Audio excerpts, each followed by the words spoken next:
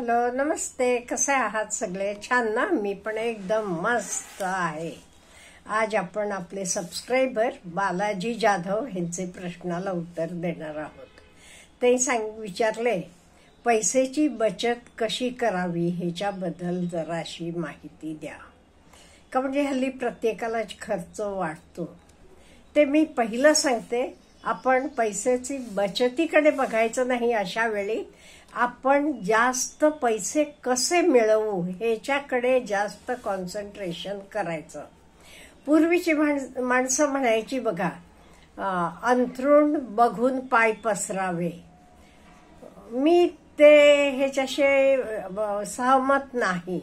मी म्हणते आपले पाय बघून आपण अंथरूण मोठं करूया ना.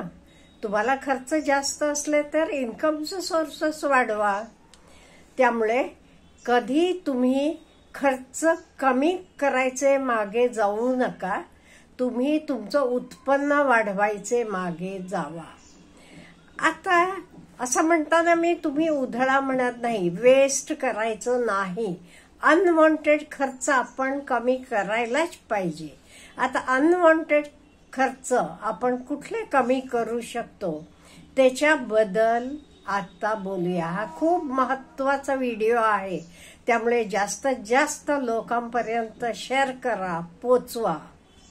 पहिला अनवॉन्टेड खर्च म्हणजे लाईट. बघा, कुठेही चालू असतात. टॉयलेट बाथरूम मध्ये तरी जाऊन येतो, येताना बंद करायला लक्षातच येत नाही. हे सगळ्यांच्या घरात चालू असते, माझ्या घरात पण चालू असते. सारखं मी सांगत असते तरी चालू असते. ह्याला उत्तम उपाय काय करायचा माहितीये का? आपण आल्यावर आधी लाईट बंद करायचं आणि मग दार लावून घ्यायचं. म्हणजे आपल्या हातनं कधीच लाईट राहत नाही. तुम्ही टॉयलेटला बाथरूमला जाऊन आलात का नाही, आधी लाईट बंद करा आणि नंतर दार लावा. In the same way fan असेल, एसी असेल, लाईट असेल, त्या खोलीत कोणी नसला की हे जरा अनावश्यक अनवॉन्टेड बंद करायचं. पूर्वीच्या काळी संध्याकाळ झाली की सगळे खोल्यातनं लाईट लावून ठेवायचे किंवा दिवे लावून ठेवायचे. पूर्वी ठीक होतं, पण आता लाईट बिल केवढ्याला वाढलेलं येते आपल्याला माहित आहे. आणि जे आपण निर्माण करू शकत नाही तर आपण वेस्ट तरी करू नये. त्यामुळे अनवॉन्टेड हे सगळं आपण थांबवायचं आहे. इन द सेम वे पाणी पण. कित्येक वेळेला पाण्याचं नळ चालू असते, पाणी वाहत असते, पंप चालू असतो. इथे पण आपण कमी करायचं आहे. ह्याच्याशिवाय वॉरन बफेट सांगतात, ते बघा, जगातले श्रीमंत व्यक्तींपैकी एक असून आपण कसं अनवॉन्टेड खर्च करू नये हे ते सांगतात. त्यांनी सांगितलेलं पण मी सांगते. ते म्हणतात, आपण एका ॲव्हरेज सामान्य माणसागत राहावं. उगीच आपल्याकडे पैसे आहेत म्हणून एकदम कॉस्टली. तुम्ही बघा हवं ते श्रीमंत माणसं कशी राहतात. अंबानींच्या अंगावर बघितलं ना, शर्ट कायम पांढरा शर्ट असतो, दुसऱ्या कलरचा कुठलाही शर्ट नसतो. वॉरन बफेट बघा, असे जगातले किती तुम्ही श्रीमंत लोक बघा ते कसे राहतात. आणि दुसरं, एक्सपेन्सिव्ह होम्स. म्हणजे आपल्याला हवं एवढं घर बांधा तुम्ही, ठीक आहे. कितीतरी खोल्यातनं माडीवरनं आपण महिने जात नाही, मग कशाला एवढा खर्च करायचा. त्यामुळे इथे पण आपण वाचवू शकतो. आणि ब्रँड नेम क्लोथ्स, फक्त ब्रँडसाठी आपण हजारो रुपये मोजतो. हा खर्च पण आपण वाचवू शकतो. आपण चांगले कपडे घेऊ नका म्हणत नाही, पण नुसतं ब्रँडसाठी नाव आहे म्हणून पैसे देणं नाही. क्रेडिट कार्डावर पण कर्जावर खरेदी करणं बंद करा. ट्रेंडी गॅजेट्स, नवीन आला की घेतलाच. नवीन फोन आला, पहिला टाकला, दुसरा घेतला नाही. हा खर्च पण वाचवू शकता. लॉटरी तिकीट्स ते म्हणतात, हे बघा असं लॉटरीनं वगैरे कोणी बडं होत नाही. आणि अगदी महागडे ठिकाणी ओव्हर प्राइस्ड हे जेवण करायचं, खाणं खायचं, इवन कॉफीला पण तिथे 400-500 रुपये असतात, अशा ठिकाणी नाही.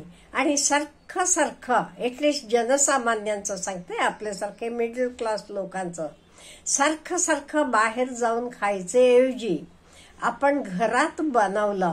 आणि हल्ली तरी आपल्याला यूट्यूबवर सगळे नवीन प्रकार करायला शिकता येतात, ते बघून आपण शिकून घेतलं आणि आपण घरात बनवलं की आपण कितीतरी पैसे वाचवू शकतो. आणि प्रीमियम सबस्क्रिप्शन कितीतरी गोष्टींसाठी आपण पैसे भरत असतो, आपण बघतच नाही. नेटफ्लिक्स असेल आणि काही असेल, असे अनवॉन्टेड तुम्ही पैसे भरू नका. आणि काही लोकांना का नाही सारखं अपग्रेड करायचं, सगळ्या गोष्टींची सवय असते. कार 1-2 वर्ष झाली घेऊन तर विकला, दुसरं घेतला. फर्निचर लगेच नवीन करायचं. आणि एक तुमच्या लक्षात येते का, कार असू देत किंवा काही फर्निचर असू देत, इवन शोरूममधनं आपल्या घरात आलं की त्याची किंमत कमी होते. आपण मग ती डिस्पोज केलं की आपण घेतलेली किंमत मिळते का आपल्याला? नाही. त्यामुळे हे आपण बंद करायला पाहिजे. डिझायनर गोष्टी सगळ्या अमुक पाहिजे तर हाय-फाय, हे पण बरोबर नाहीये. लक्झुरी वेकेशनला जावा तुम्ही, पण लक्झुरियसच पाहिजे का? इथे पण आपण. आणि चेसिंग ट्रेंड्स, आता काय नवीन ट्रेंड आला लगेच त्याला करायचं, हे सगळं आपण कमी केलं की इवन हे बघा, जगातले श्रीमंत बफेट साहेब सुद्धा म्हणतात आपण कितीतरी पैसेची बचत करू शकतो. एन्जॉय करा तुम्ही, मन मारायचं नाही बिलकुल कुठेही. ह्याच्याशिवाय आपल्यासारख्या माणसांना मी एक सांगते, आपण का नाही मंथली बजेट ठेवायचं. रोजचं तुम्ही काही खर्च करता तर मांडून ठेवत जावा.